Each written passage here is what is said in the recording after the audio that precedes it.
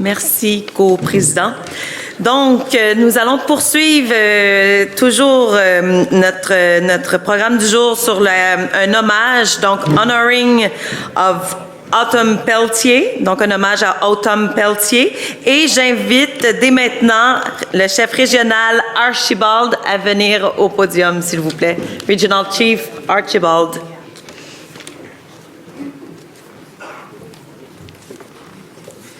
Merci beaucoup, Madam Chair.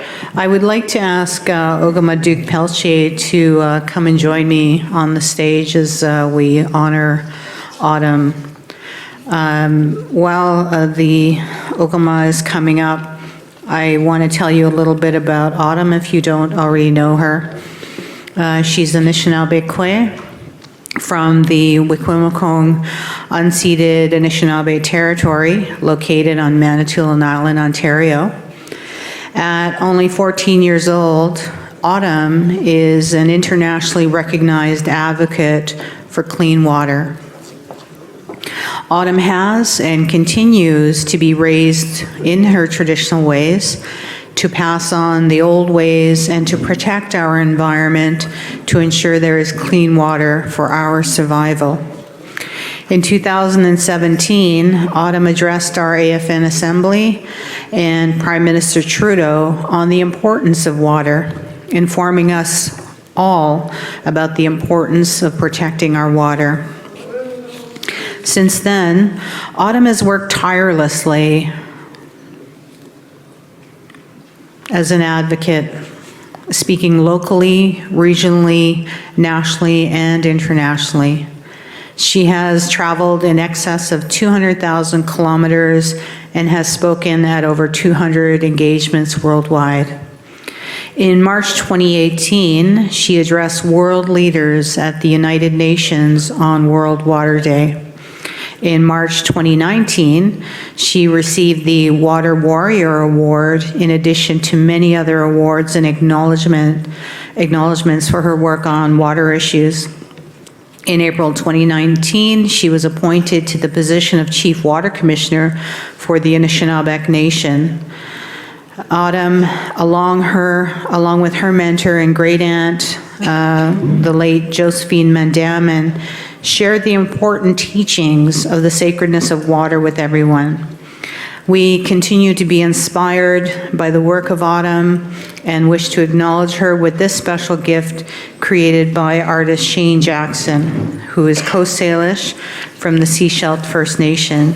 I would like to ask the Chief, there's a bit of a background here on the artist and the artwork, and I would like to invite the Chief actually to just read some of the notes about the artwork.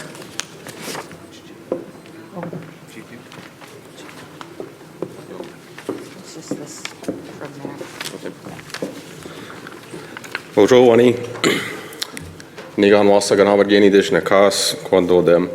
After geni mami quendam nangwa ejejigang mava quest najagazat mampi. So I want to offer a little bit of comments in thanking the Assembly for providing this honoring for Autumn, and as part of the this gift that was commissioned for Autumn. It was commissioned by the Assembly of First Nations, and the symbol represents the struggle for the protection of the most sacred. The main symbolic shape is a water droplet. It is adorned inside the Coast Salish images. Together they represent water and its shape, a droplet and a wave. Eagle and bear are embodied in the design as representative of the Assembly of First Nations symbols of strength. You will see eyes throughout the design. These are the eyes of our ancestors, always upon us, guiding us.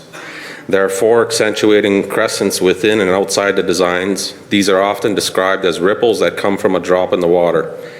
Here, they indicate the effects that emanate from our actions. They are in groups of four, a sacred number reflecting many things, 4 seasons, 4 stages of life, but more importantly, the 4 corners. This gift we give to you is the last one of 4 that were made. The first was given to the Wangani River, Fungani River, and the Te Awatupu which is the first river given legal personhood. The second and third were given to Te Pūtupa, who are the male and female Maori elders who together are the very voice of that same river that was given legal personhood. We now honor you, Water Commissioner Peltier, with the fourth and final copper to recognize your work and your achievements for water. We honor you, Commissioner, and we hope that this small gift will stand as a token of our appreciation and recognition of your work accomplished at such a young age. There you go.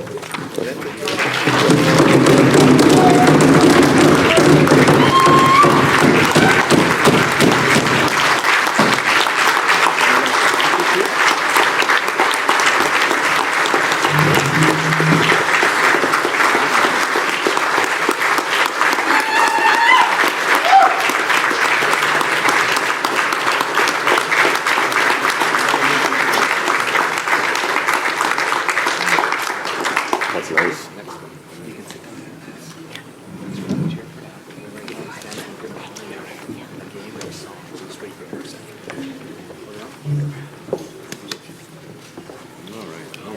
So we are going to do all the wrappings with the blankets, and then we're going to do an honor song at the end. The next person that we wish to honor is Chief Denise Stonefish. Many of you know her from these assemblies. Chief Stonefish is a member of the Delaware Nation, and her clan is Turtle. She has been in First Nations politics for over 29 years, serving in the following roles. She was a counselor at Delaware Nation. She was a deputy grand chief at the Association of Iroquois and Allied Indians, or AIAI. She was the first woman grand chief of AIAI. She was the chair of AIAI's Health Social Advisory Board. She is the founding member of the Assembly of First Nations Council of Women. She has the finance and administration. She has held the finance and administration portfolio for the Chiefs of Ontario, as well as holding the social services portfolio for the Chiefs of Ontario. She also is the chair of the Ontario First Nations Women's Caucus and has served on various boards and committees. Recently, Chief Stonefish was re-elected to her second term as Chief of the Delaware Nation this past June, and she was a founding member of the Women's Council in 2011 and was elected as chair of the Women's Council in 2016 for a 3-year term. In Ontario, we're very happy that we continue to work with Denise through the Chiefs of Ontario, and she obviously will be here with us at the Assembly of First Nations. And she's done outstanding, tremendous work for the AFN Women's Council, and we want to acknowledge her good work and her dedication. So we say Gitchamiigwech to Chief Stonefish.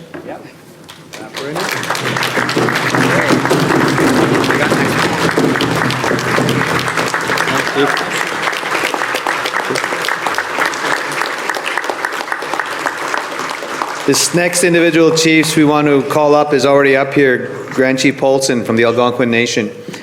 And this individual, this lady, has demonstrated such commitment, such strength, such determination. And you all remember we were dealing with this 100 Wellington space. And we're working with MNC and ITK and AFN for that space. And all along we're told to make sure the Algonquin Nation is seen. Make sure the Algonquin Nation is respected.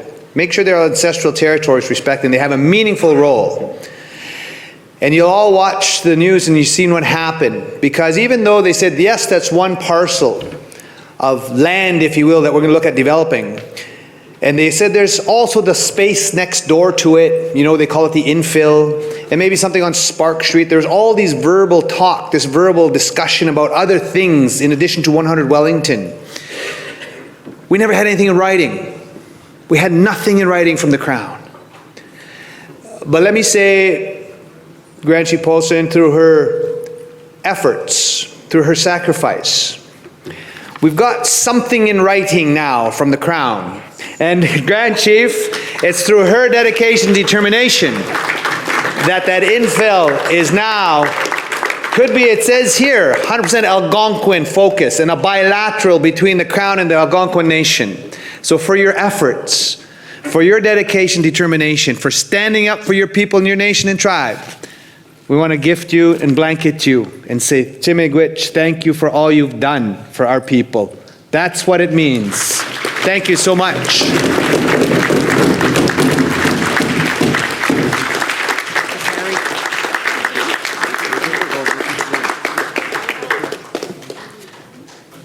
That's it. Singers, Negamo, honors, all together. Come on, stand up, guys. Stand up.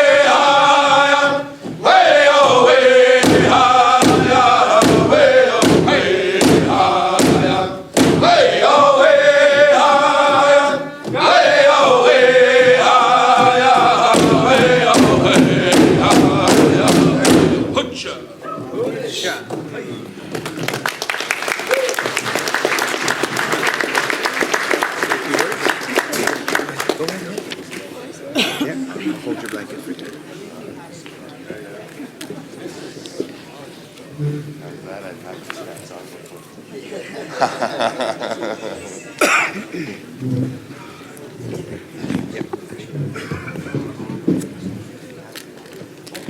Bojo, Musqueagee Kwe Adishnikaz, Megeza Dodem, Wikwankung Donjiba.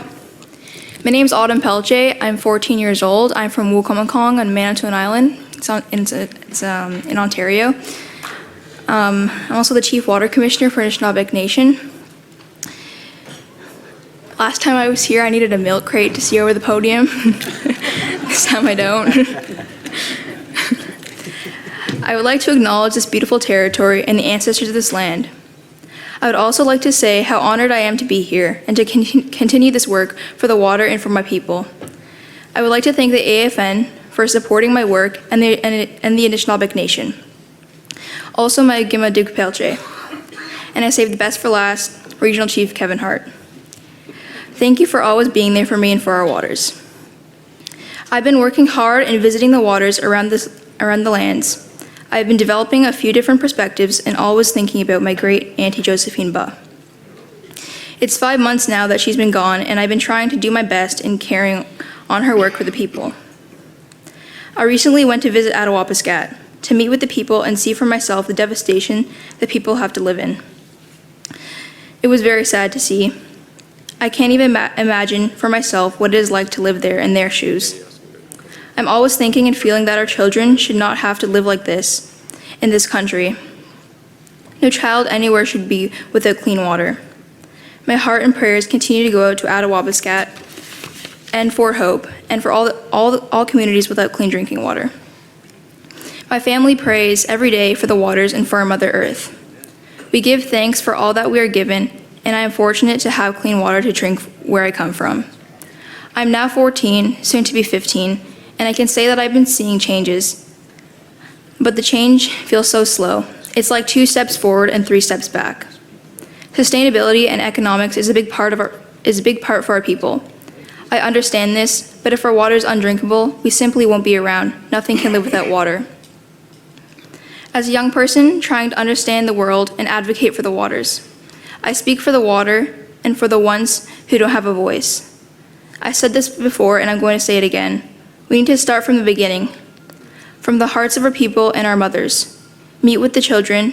We have ideas and what we say is simple. The children speak from the heart. They know what unconditional love is, and we need to begin mentoring and living in a way that the children will just live with kindness and respect for the land. Teaching the mothers, implementing the rites of passage, ceremonies, and incorporating them in everyday schooling. Greener First Nations, and going back to how our ancestors lived without plastics and so much disposables. Sharing that creation story right from the beginning and instilling that pride and empowerment to keep who we are and to try hold on to what the lands and treaties that we have left. Let kids teach kids and role model more. Make new treaties and advocate for human rights. For water. Make a resolution to be passed that we want human rights for our waters and for our people. But put things in stone that we will protect for our waters, for the future, and for our people. We need to dig our moccasins deep into the ground like our ancestors did, and do the work for the generations following behind us. This is our land to protect, so let's do this for the children. Miigwech.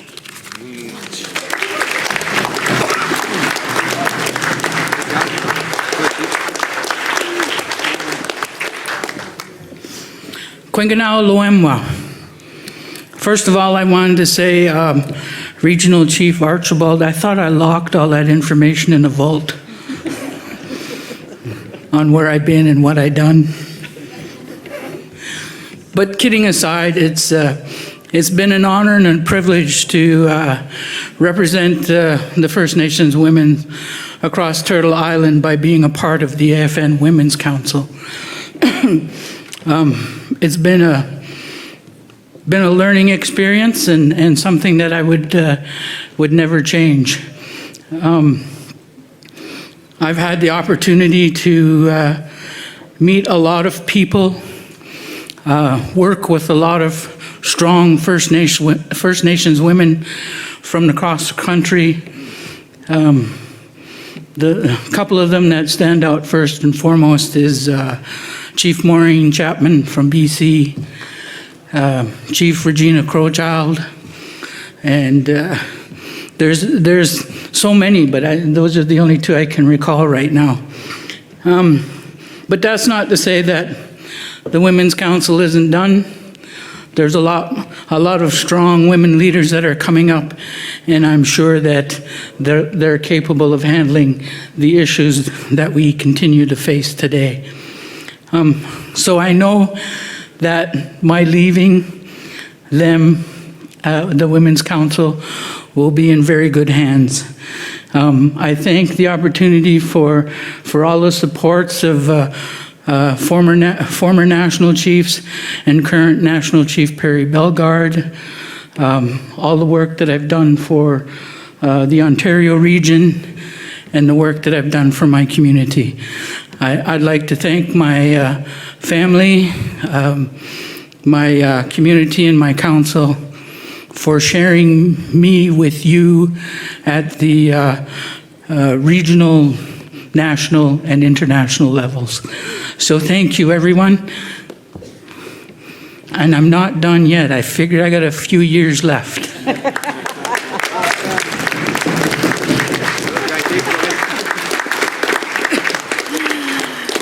Oh my God, where do I begin?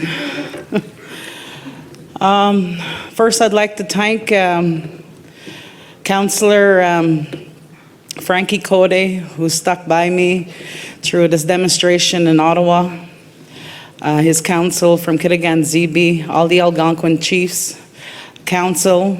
There's just so many of you as I need to thank.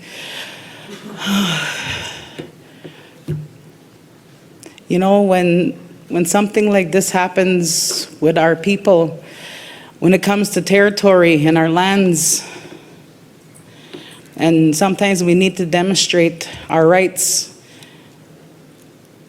And that's something that I take dearly to my heart, is that we need to stand up all the time, and we shouldn't have to be doing this, doing these demonstrations, protests as we call them.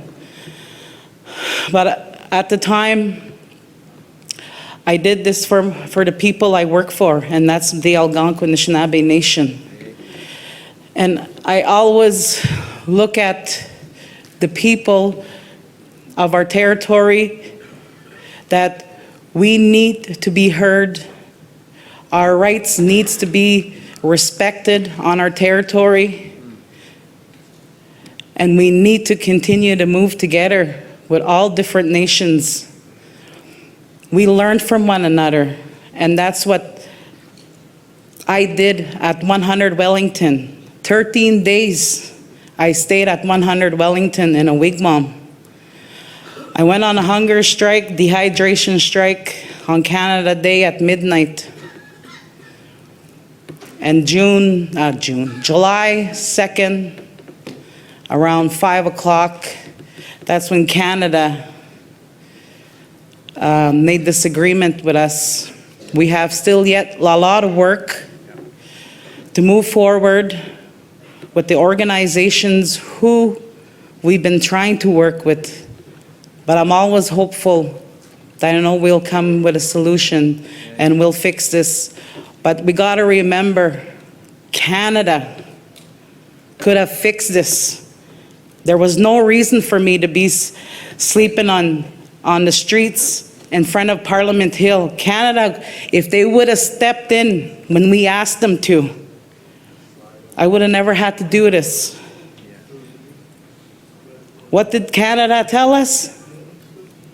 Fix it amongst yourselves. That is not right. But it is what it is today. I feel strong, and I'm ready to move forward and continue the fight, because this is what it seems like every time. We have to fight the government. We have to protest. And I will continue to have that voice for my people, for our nation. And I thank you, National Chief Bellegarde, for the blanket. I was hoping for a headdress. No, just kidding.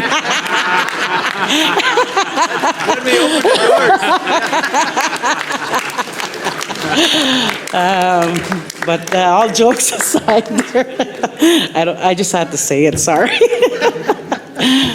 But I thank you, everyone who supported our nation. There's so many of you, different nations across Canada, BC, Alberta, all of you who sent the letter of support to us. I greatly appreciate that. Our nation appreciates that.